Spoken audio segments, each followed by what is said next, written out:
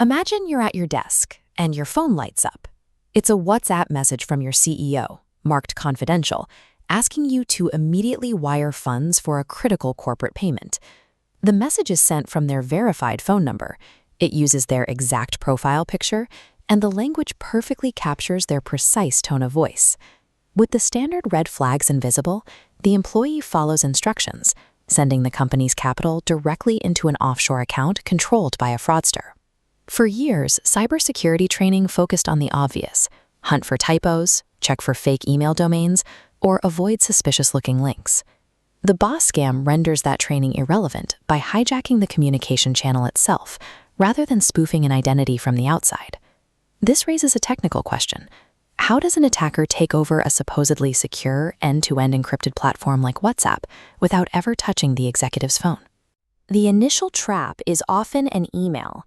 The attacker poses as a powerful regulator, like a central bank, and tricks an executive into downloading a disguised zip file containing what appears to be urgent compliance documentation.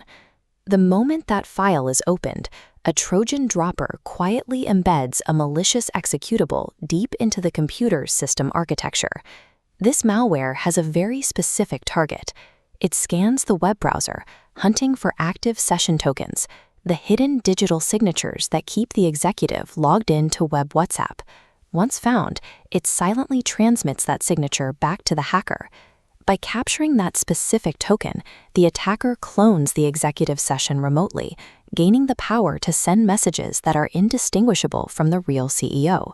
This technical breach provides the hacker with a flawless digital mask. The actual theft, however, relies on the success of a second, human-centric exploit. To move the money, the attacker must manipulate the specific employees who manage the flow of corporate capital.